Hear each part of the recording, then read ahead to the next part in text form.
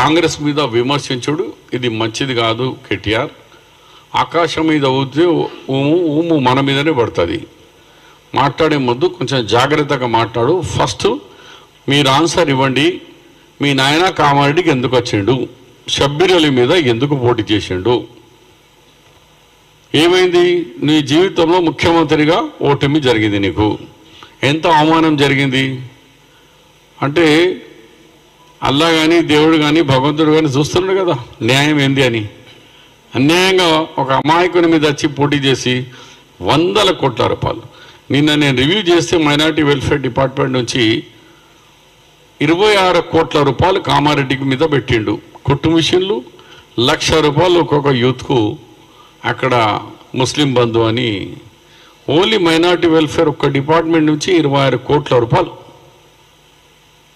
అంటే అత్త సొమ్ము అల్లుడు దానం చేసి ఎవరికి వాళ్ళకు ఐడెంటిటీ కార్డు మీద ఇచ్చేసారు, ఆధార్ కార్డు మీద 1,00,000 రూపాయలు.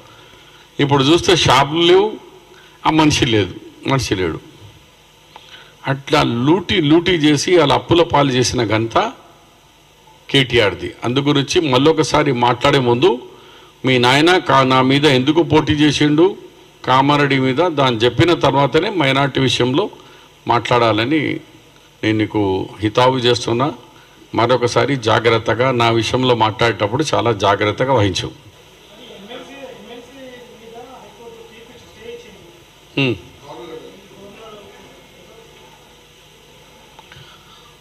ఆ గవర్నమెంట్ తీర్పు మనం చూడలే కదా.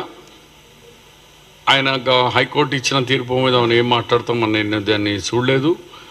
మీకు సమయం అవుతున్నది ఉరికి వచ్చినా నాకు కూడా ఎవరో చెప్పినారు ఇప్పుడు ఇంటర్ అవుతున్నప్పుడు, కానీ డీటెయిల్స్ చూడలేదు.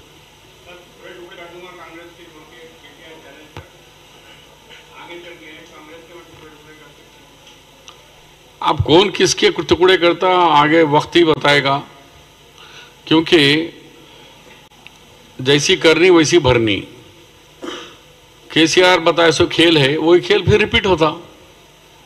उन्होंने दूसरों के पार्टियां तोड़े, अब उनके लोग ही टूट के आ रहे. नक्शे कदम में नहीं, टूट के आ रहे वो लोग. हम तोड़ना नहीं चाह रहे, मैंने वो लोग आ रहे. उनकी डिक्टेटरशिप से नाराज है एमएलएस.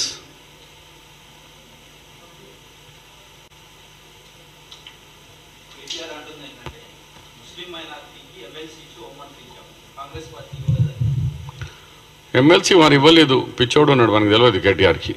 ఎమ్మెల్సీ మేము ఇచ్చిన మహమూద్ అలీ గారికి కాంగ్రెస్ పార్టీ వాళ్ళ దగ్గర 11 సీట్లు ఉండే 33 కావాలా. అలయన్స్ అవుతుందేమో 2013. వినండి, 2013లో నేను మహమూద్ అలీ అందరం ఒకటేసారి యునానిమస్ ఎమ్మెల్సీస్ అయినాము. 2013 టీఆర్ఎస్ పార్టీ ఎప్పుడు వచ్చింది పవర్లో? 14లో వచ్చింది.